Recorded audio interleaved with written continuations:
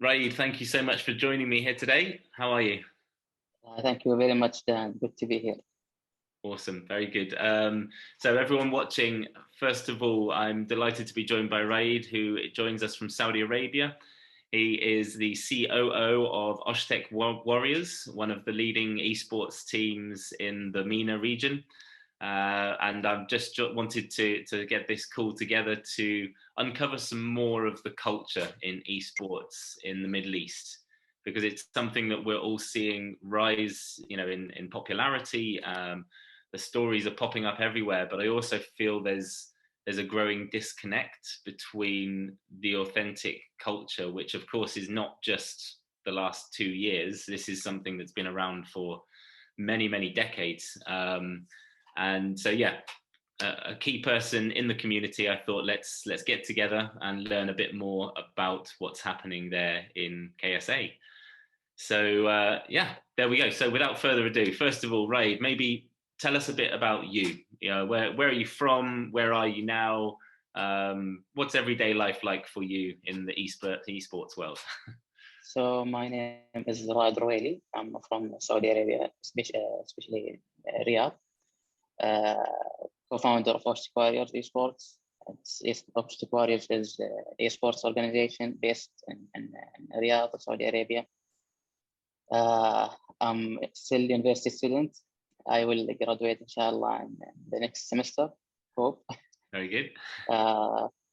So my friend and I founded Osh-tekk Warriors 4 years ago, back in 2017. Mohammed Al-Majid was a pro player. He is one of the top professional players in the Middle East. Now he is the CEO of Osh-tekk Warriors. We found this organization to help the esports community and the esports community here in Saudi Arabia, and trying to help to grow this industry in Saudi Arabia. Amazing.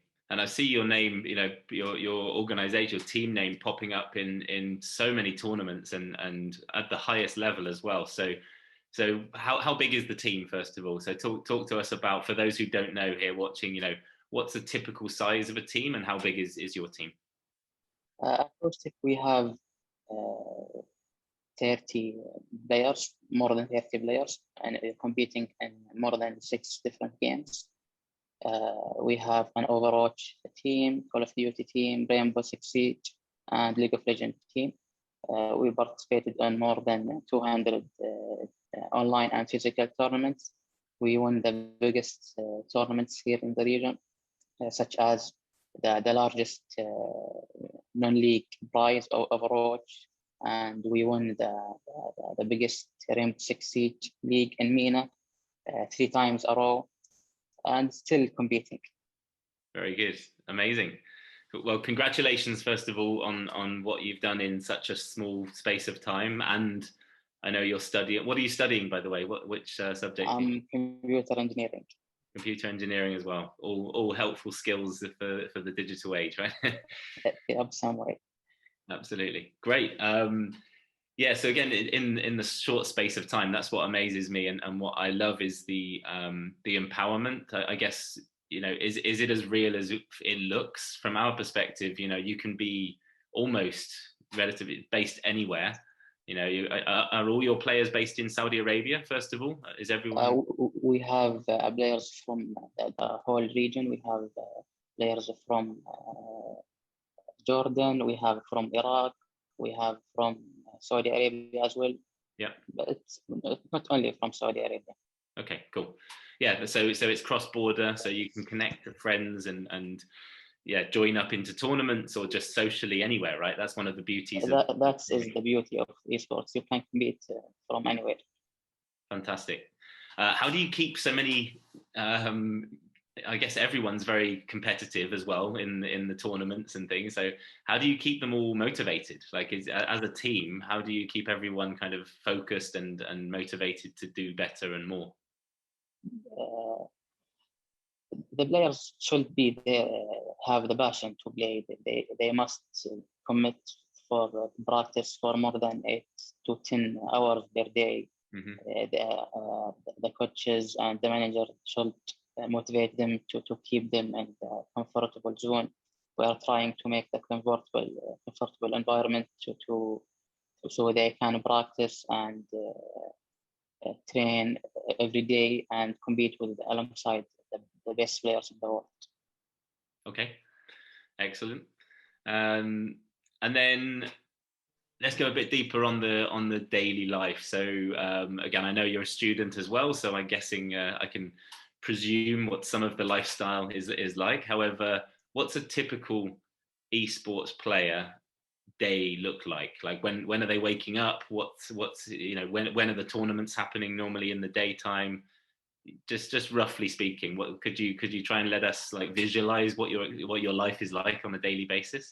The players, they are practice from 8 to 10 hours their day. Actually, most of the tournaments happened at night, so they are practice doubled if they have and tournaments, so they will play on it again. That's all right. No, and then so they're at home, I guess. So most of the time, Yes. especially now, everyone is just waking up. They're studying and they're practicing at home. And typically, is everyone using PC mainly, or which consoles do you your team use between you? Most of our players are using PC. Yeah. We have some games played on console, such as Overwatch. Some players using the console to play, but mostly using PC. It's have a high. I mean, you can have. Yeah. Again. That's all right. No, you. I forgot the words. Not a problem. No, let me just again put it in perspective. Everyone watching, this is the first English interview that Raed has done. So I really appreciate you doing this, and I wish I could reciprocate with I'm learning the basics of Arabic right now. So bear with me. In a few months, hopefully, I can start to begin to converse. You should teach me English. I will teach you Arabic. Good deal. Okay. Okay, so yeah, so no worries. The PC is still the predominant one for the serious gamer, I guess. How important is mobile in your opinion in the future? Like how important is the mobile kind of tournaments and leagues coming up for you personally and Osh-tekk? We have a PUBG mobile team. I think the mobile, the esports and mobile platform is growing so fast. So we will see more games played on mobile in future. Now you can play almost every game on mobile. I think it will be growing doubled than this year in the future. Cool. And in terms of the tournaments, we've spoken obviously briefly before, and you mentioned that there's always interest for more tournaments, more organization to help keep this growing.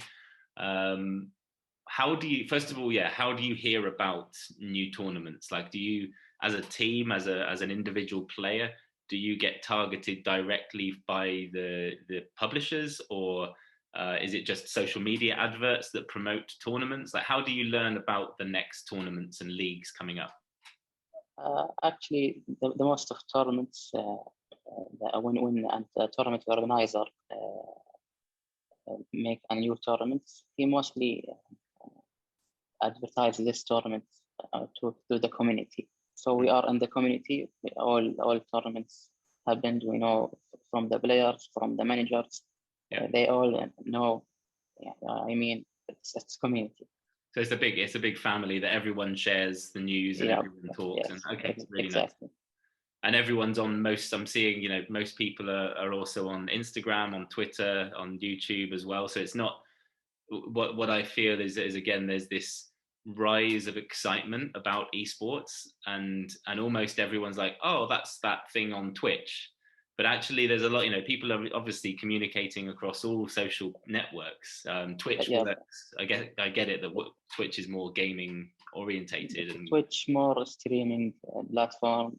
They play and stream when they play streaming their while they playing on Twitch. Right. And then Discord as well. I guess everyone's communicating through there as well and doing it. Yeah, the main platform to communicate is Discord. Yeah. Okay. Very interesting. What are your is there anything that frustrates you?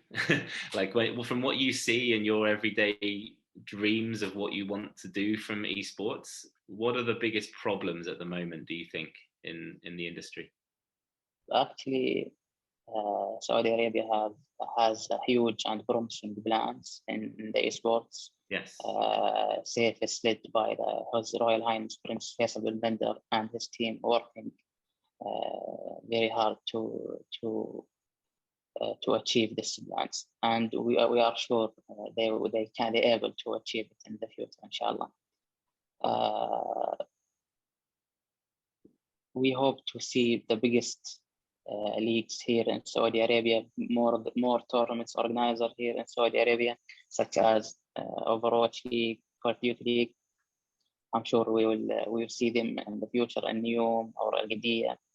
Al Qadiyah working on build an esports arena, which will be completed in the near future.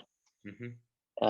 When we see more tournament organizers or more leagues happen here in Saudi Arabia, it will encourage the sponsors and the companies to invest more in the esports industry, which will allow the whole industry or the whole ecosystem work.